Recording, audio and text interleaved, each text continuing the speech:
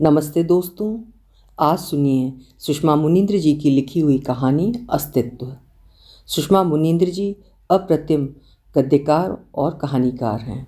प्रस्तुत है उनकी लिखी हुई कहानी अस्तित्व। विभाग प्रसन्न है।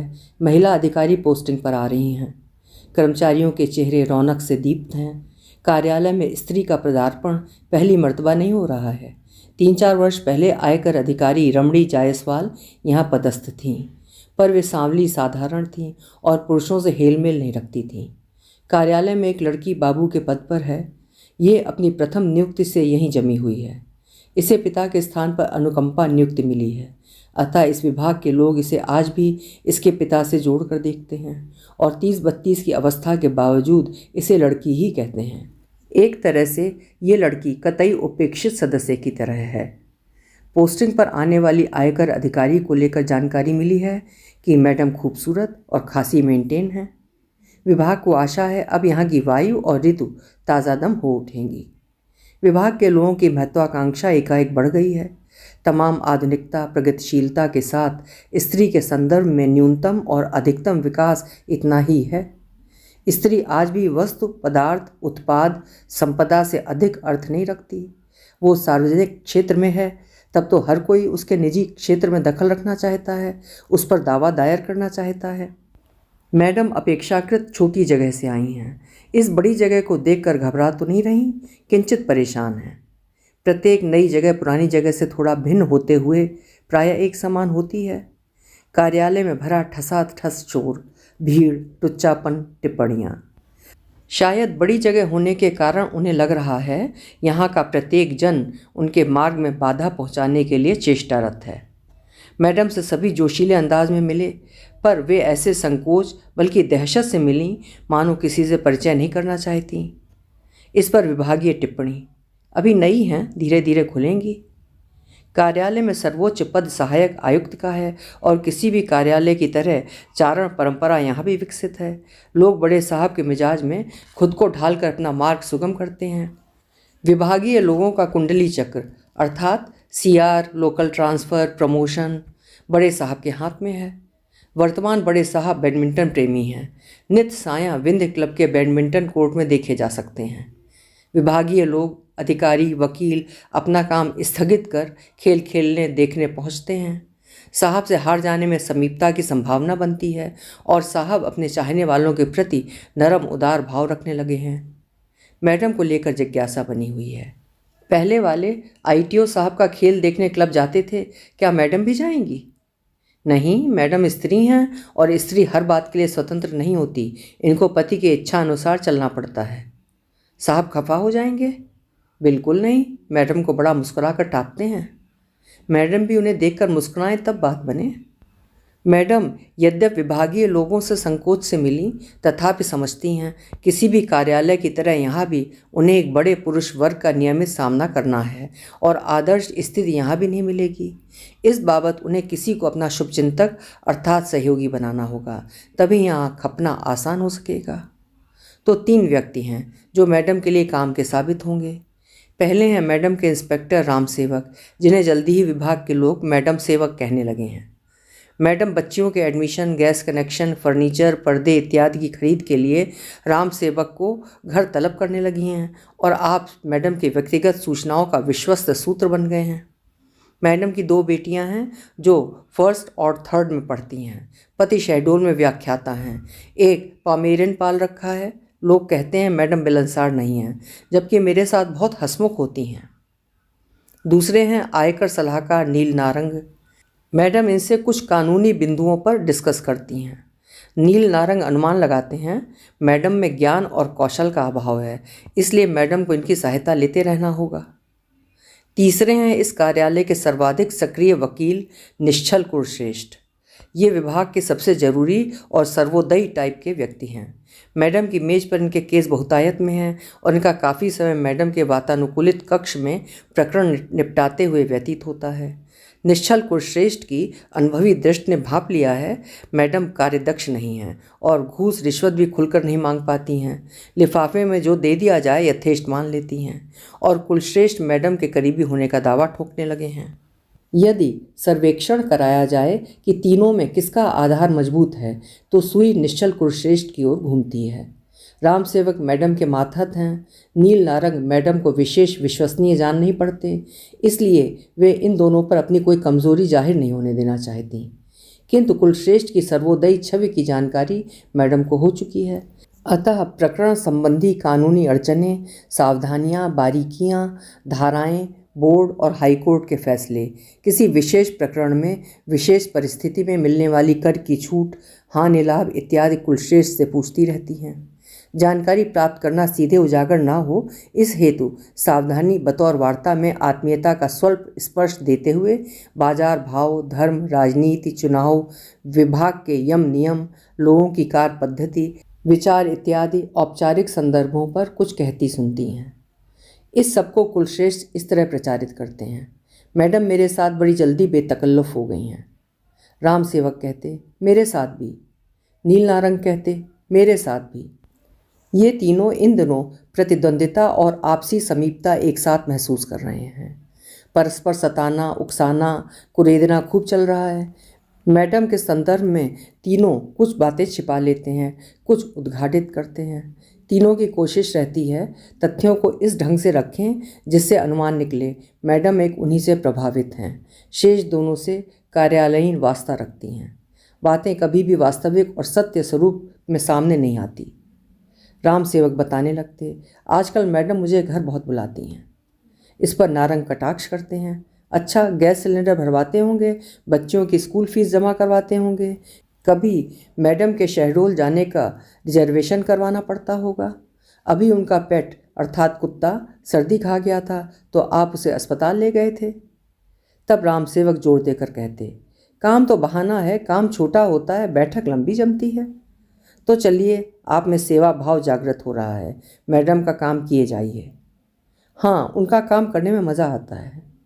तो ये कहिए, आप राम सेवक जी मैडम के खादिम हो गए हैं। नारंग तुरंत जाते हैं। कुलश्रेष्ठ सामान्यतः अपने पत्ते जल्दी नहीं खोलते हैं। वे प्रहसन का सा आनंद लेते हुए अपनी चतुर चालाक मुस्कान को प्रस्फुटित कर इतना भर बोले, काश हम भी किसी बहाने मैडम के घर गए होते। राम सेवक ये सुनकर गौरव से भर उठे।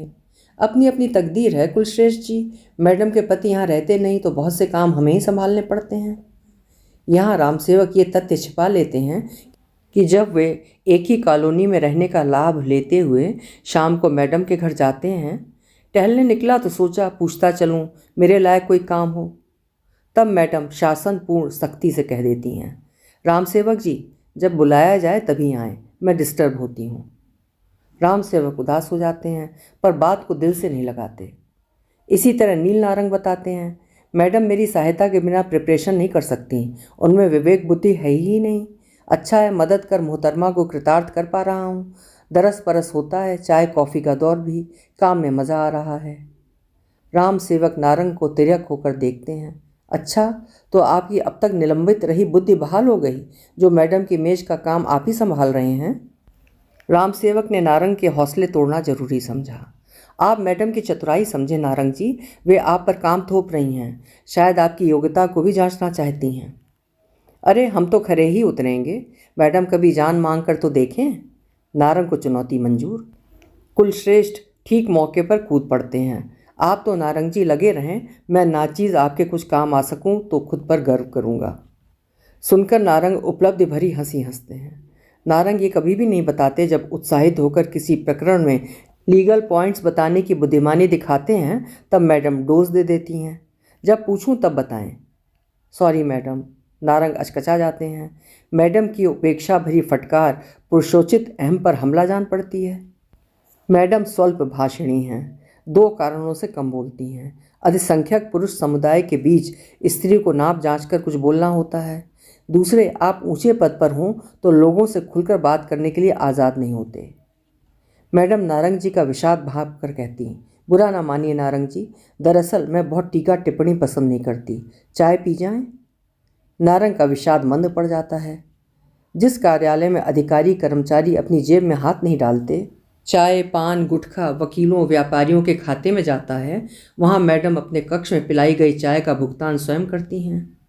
तीसरे उम्मीदवार हैं निश्चल कुलश्रेष्ठ। ये गजब के व्यक्तित्व हैं। इनकी बौद्धिक ऊर्जा, तर्क, आग्रह गजब के हैं। इनकी पहली प्राथमिकता तमाम दंड फंद कर अपने मुवक्किल पर लगे कर को घटाना अथवा समाप्त कराना होता है। ये कौन सी बात जाहिर करते हैं, कौन सी नहीं, इनके अतिरिक्त कोई नहीं जानता। कहते हैं आयुक्त आ रहे थे, उन्हें रिसीव करने मैडम को भी रेलवे स्टेशन जाना था। स्टेशन 8 किलोमीटर दूर। परेशान थी, बोली आप भी चलिए। मैंने कहा सरकारी अमले में मेरा क्या रोल। बोली बात यह है, मैं विभागीय लोगों के साथ नहीं जाना चाहती, परेशानी होती है। मैंने स्थिति को समझा, ड्यूटी भी करनी है और महिला होने की ढेर परेशानियाँ। मैंने ड्राइवर के साथ अपनी कार भेज दी। कहकर कुलश्रेष्ठ इस तरह जबरन की हंसी हंसे कि हंसी अपनी स्वाभाविकता और असलियत खोकर नाटकीय हो गई। सुनकर राम सेवक मलिन पड़ गए। मैडम को गाड़ी चाहिए तो उनसे कहें, वे किसी व्यापारी की गाड़ी पकड़ कर ला सकते हैं।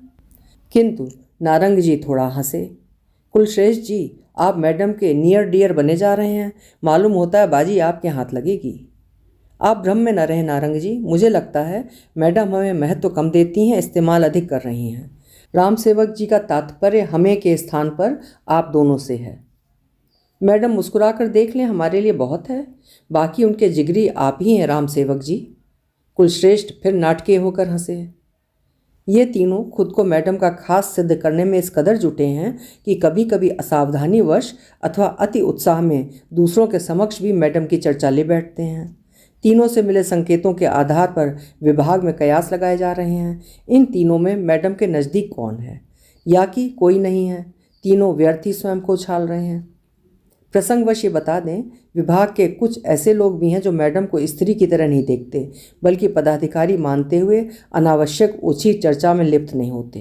इनका मानना है जो लोग मैडम को इस तरह चर्चित प्रसारित कर रहे हैं वे मानसिक विलासिता, चारित्रिक भटकाव, प्रमाद, कुंठा अथवा हीनता से संक्रमित हैं और निराधार परिकल्पना तथा फंतासी सपनों में जीते हैं। ऐसे वर्ग को विघ्न संतोषी मानते हुए राम सेवक, नारंग और कुलश्रेष्ठ ने प्रतिपक्ष में डाल रखा है। कुल मिलाकर कार्यालय में आनंदप्रद वातावरण बना हुआ है। चुहल चुटकियों का दौर चल रहा है। मैडम की गतिविधि पर नज़र रखी जा रही है। आज तो काजल लगा कर आई हैं। काजल की बात करते हो, अभी एक पार्टी में लाली लगाए हुए थी। वो तिकड़ी मैडम की जिगरी बनी हुई है। बकवास, तीनों खुद को उछाल रहे हैं। वैसे कुलश्रेष्ठ मैडम के काम के आदमी हैं। मैडम भली प्रकार काम जानती नहीं हैं, और काम कैसे जाने, कानून की किताबें देखने की फुर्सती कहाँ मिलती होगी। गृहस्थी, बच्चियाँ, शहडोल, प्रवास। सुना है रात को पार्टियों में नहीं जाती। औरत जाति को बहुत सोचना पड़ता है। क्लोजिंग के समय ऑफिस में देर तक काम चलता है और मैडम 5 बजते ही घर जाने के लिए फड़फड़ाने लगती हैं कि बच्चियाँ अकेली हैं। सुनते हैं बड़े साहब का आदेश भी नहीं मानती।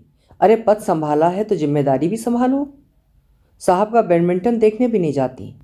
ना जाएं, बस साहब को तनिक मुस्कुरा कर देख लिया करें, साहब कृतार्थ हो जाएंगे। हाँ, बड़े साहब के लिए मैडम की एक मुस्कान जीवन प्रदायिनी हो सकती है, पर मैडम उन्हें देखकर प्रयत्नपूर्वक अथवा अतिरिक्त रूप से मुस्कुराती नहीं हैं। अलबत्ता समुचित आदर देते हुए भी देर तक रुकने को सहमत नहीं होती। ये साहब को दुख देता है। कुलश्रेष्ठ चूँकि इस कार्यालय के सर्वाधिक जरूरी तत्व हैं, इसलिए साहब के लिए भी नितांत आवश्यक और अपेक्षणीय हैं। आखिर इनकी वकालत धुप्पल में नहीं चल निकली है, बौद्धिक ऊर्जा का पूरा पूरा इस्तेमाल हुआ है। अपने भव्य चैम्बर में विराजे साहब कुलश्रेष्ठ से बोले, कुलश्रेष्ठ जी, मैडम आपको कुछ विचित्र नहीं लगती? कुलश्रेष्ठ चुप रहकर साहब के भाव भांपते रहे। उनके चैम्बर में आपका काफ़ी वक्त गुजरता है, आपका क्या ख्याल है? साहब बेचैन हुए। भली हैं, काम में अनावश्यक हस्तक्षेप नहीं करती। आखिरकार कुलश्रेष्ठ बोले, हस्तक्षेप तब करेंगी जब कानूनी प्रक्रिया को ठीक ठीक समझेंगी। साहब वैसे योग्य व्यक्ति हैं। तगड़ा मोटा लिफाफा ना दिया जाए तो ऐसे लीगल पॉइंट्स ढूंढ निकालते हैं कि त्राण पाना कठिन होता है। कुलश्रेष्ठ शांत। साहब बोले, विजिट पर चलने को कहो तो क्षमा चाहती हैं कि उन्हें बाहर जाने में असुविधा होती है। ये क्या बात है, आपने आसंदी संभाली है तो दौरे तो करने होंगे।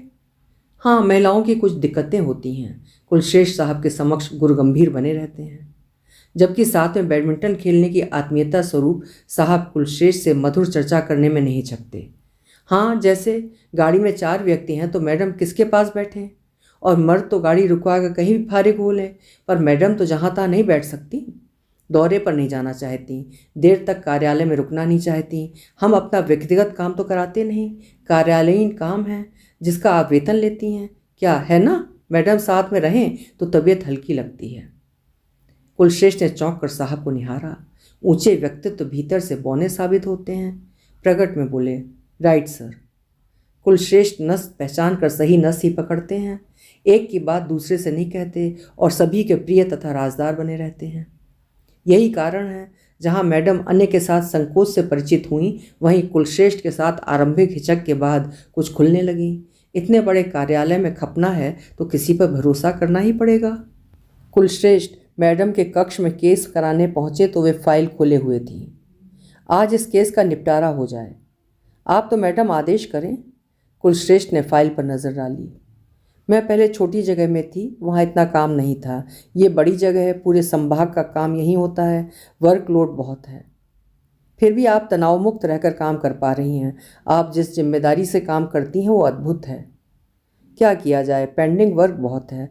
साहब को तो बैडमिंटन से फुर्सत नहीं, ऊपर से फरमान जारी करते हैं। मुझे दफ्तर में देर तक रुककर काम करना चाहिए, मुसीबत है। अब उन्हें कौन मार्गदर्शन दे सकता है? मेरा तो मानना है जब से आप आई हैं काम ने अच्छी गति पकड़ी है। आप ना अनावश्यक रूप से हस्तक्षेप करती हैं, ना काम को रोक कर रखना चाहती हैं। यहाँ तो ऐसे ऐसे विचित्र अधिकारी आए हैं कि क्या कहें। एक साहब बहुत ईमानदार थे, पर उनका व्यवहार ऐसा जैसे घूस ना लेकर हम पर एहसान कर रहे हैं। हरदम बौखलाए रहते थे। चाहते थे वे ईमानदार हैं इसलिए उन्हें अतिरिक्त सम्मान दिया जाए। कई बार वे ऐसे बिंदु पर अड़ जाते थे जो निरर्थक साबित होते थे। फिर आप लोग कैसे काम कर पाते थे? कर पाते थे। हम लोगों को अधिकारियों के उपद्रव सहने की आदत है। उपद्रव? ओ गॉड! मैडम हंसी। ओ गॉड, मेरा कोई उपद्रव बताएंगे? यही कि काम में अनावश्यक हस्तक्षेप नहीं करती। कुलश्रेष्ठ भी हंसे। फिर कुलश्रेष्ठ ने इन बातों को नारंग और रामसेवक के समक्ष कुछ इस तरह रखा। जानते हैं आप लोग, मैडम मुझे अपना शुभचिंतक मानने लगी हैं।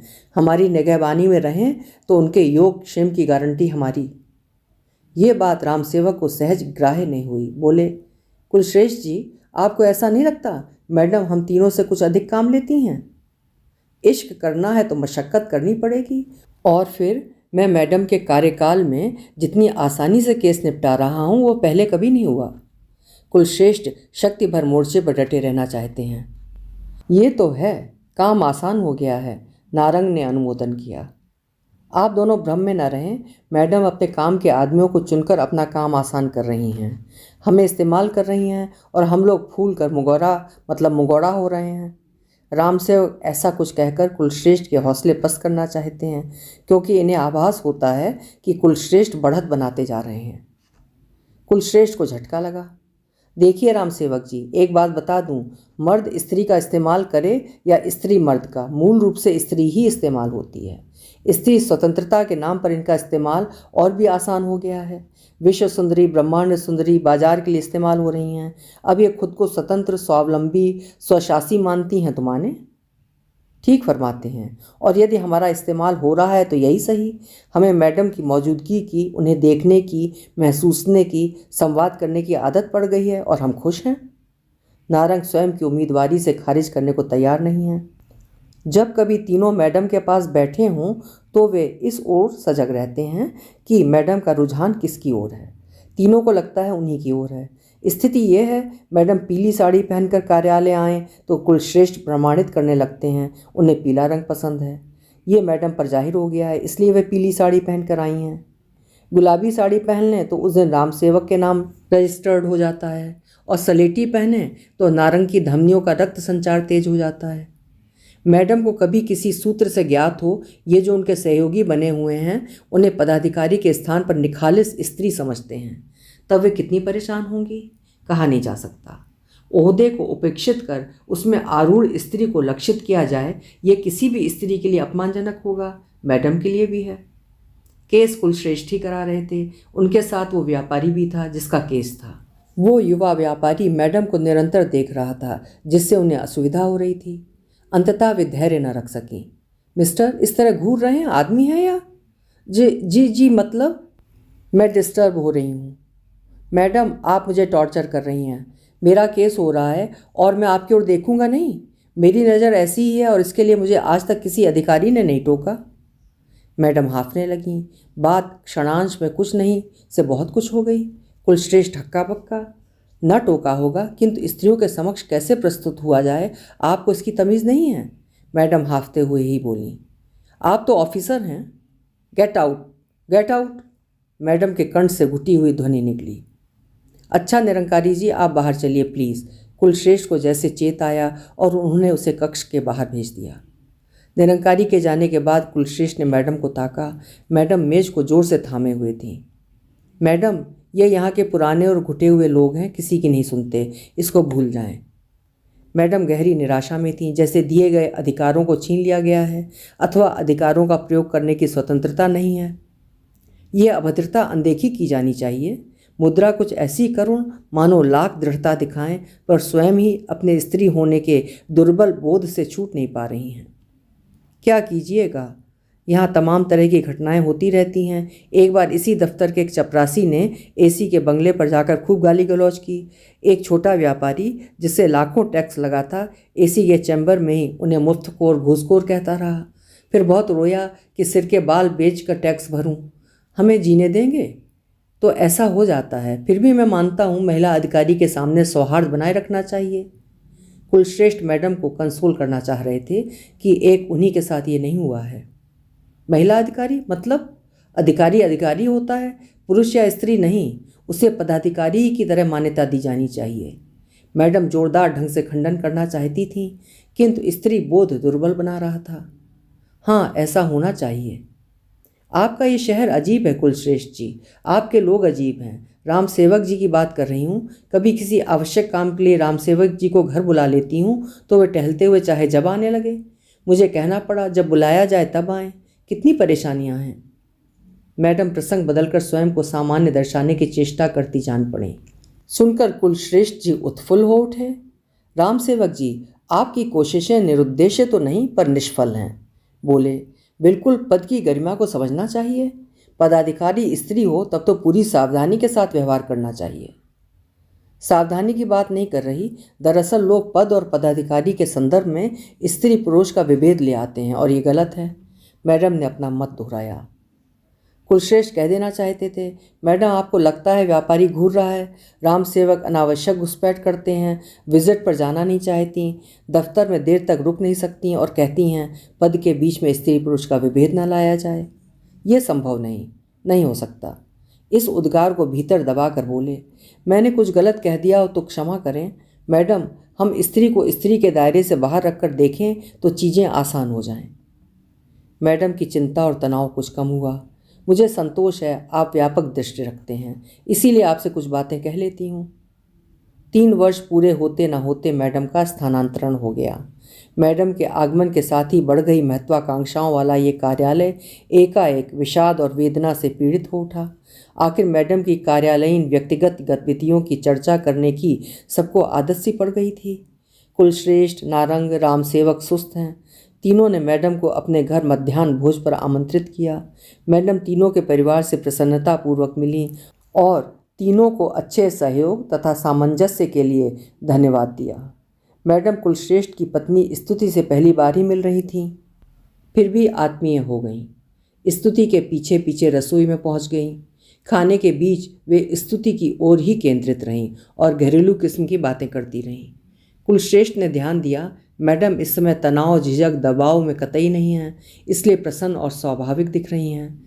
चलते समय स्तुति से बोली, आपके परिवार के साथ समय बिताकर अच्छा महसूस कर रही हूँ। कुलश्रेष्ठ जी बहुत सहयोगी वृत्ति के सुलझे हुए व्यक्ति हैं और आप बहुत स्नेही और शांत हैं। शायद इसीलिए आपके घर का वातावरण सौहार्दपूर्ण है और आप लोग सुखी हैं। तत्पश्चात मैडम कुलश्रेष्ठ से संबोधित हुई। कुलश्रेष्ठ जी, यहाँ का स्टाफ बहुत अच्छा है। आप सभी ने मुझे अच्छा सहयोग दिया और मेरा काम सहज और आसान हो सका। खासकर आपने बहुत सहयोग किया, मैं आपको हमेशा याद रखूँगी। मैं चाहता हूँ आप यहाँ एसी बनकर आएँ। कुलश्रेष्ठ ने सदिच्छा दर्शाई। मैडम के जाने के बाद स्तुति कहने लगी, बड़ी भद्र और शालीन महिला हैं। इतने बड़े पद पर होते हुए भी दर्प दंभ नहीं है। मैं डरी हुई थी, पर मैडम तो बहुत सहज सरल बल्कि घरेलू लगी। पता नहीं क्या था स्तुति के कथन में, पता नहीं क्या था विदा होती हुई मैडम की मुद्रा में। कुलश्रेष्ठ को लगा वे तेजी से बदल रहे हैं। पता नहीं क्यों, पर पहली बार, हाँ पहली बार ही कुलश्रेष्ठ को पछतावा हुआ। क्यों इस स्त्री को अनावश्यक रूप से चर्चित कर दिया गया? ये तो तमाम अधिकारियों की तरह ही कभी सहज कभी असहज, प्रसन्न अप्रसन्न, रुष्ट तुष्ट, सरल जटिल, सहयोगी असहयोगी, विज्ञ अविज्ञ रहीं। स्त्री होने के बोझ से इस कदर दबी रहीं कि न कभी अपने अधिकारों का खुलकर प्रयोग कर पाईं, न किसी बिंदु पर जिद्दी होकर अड़ी रहीं। उन्होंने ऐसा कोई व्यवहार नहीं किया जो पदाधिकारी की सीमा से बाहर हो, और हम लोगों की क्षुद्रता ये कि हमारे लिए इनका स्त्री होना इतना महत्वपूर्ण हो गया जब हमने इन्हें पदाधिकारी की तरह देखना जरूरी नहीं समझा। इन्हें मनोरंजन का केंद्र बनाकर हम तीनों ने शायद अपना वाग विलास, लंपटता, टुच्चापन ही उजागर किया है। शायद एक लफंगापन, घटिया विचार, कुंठा प्रत्येक पुरुष के भीतर हर वक्त हर उम्र में कुलबुलाती रहती है, और स्त्रियों के संबंध में निराधार चर्चा कर हम लोग रति सुख पाते हैं। मैडम मेरे प्रति कृतज्ञ हैं, पर मैं उनके प्रति जो शुभ चिंतना रखता रहा वो जान पाएँ तो उनका स्वाभिमान किस तरह चूर हो जाएगा, और मैं उनकी दृष्टि में कितना आदरणीय और अपेक्षणीय रह जाऊंगा। ओह, इनका पद, शक्ति, क्षमता वैसी है जैसे किसी भी पुरुष अधिकारी की होती है। फिर भी कार्यालय में रहना आसान हो सके और सब कुछ ठीक ठाक चले, इसलिए इन्हें किसी को सहयोगी बनाना पड़ता है, सजग सतर्क रहना पड़ता है। किसी को क्या हक था ठेठ अफवाहें फैलाकर मैडम को चर्चित करने का? हम पुरुष ऐसे क्यों हैं? क्यों क्यों? कुलश्रेष्ठ पहली बार, हाँ पहली बार पछतावे में दिखे। मैडम के स्थान पर नेमीचंद धगट आ गए हैं। जब कभी मौज में आकर नारंग और राम सेवक मैडम की चर्चा करते हैं तब कुलश्रेष्ठ उदास हो जाते हैं, और नारंग व राम सेवक उनकी उदासी का कारण तलाशने लगते हैं। अभी आप सुन रहे थे सुषमा मुनीन्द्र जी की लिखी हुई एक कहानी, अस्तित्व। कहानी चित्रात्मक शैली में एक महिला अधिकारी के अस्तित्व को कार्यालय में उसके पुरुष सहकर्मियों द्वारा किस तरह देखा या स्वीकार किया जाता है लिखी गई है। आपको कहानी कैसी लगी अपने विचार कमेंट बॉक्स में ज़रूर लिखिएगा। कल फिर मिलेंगे। आपका समय शुभ हो।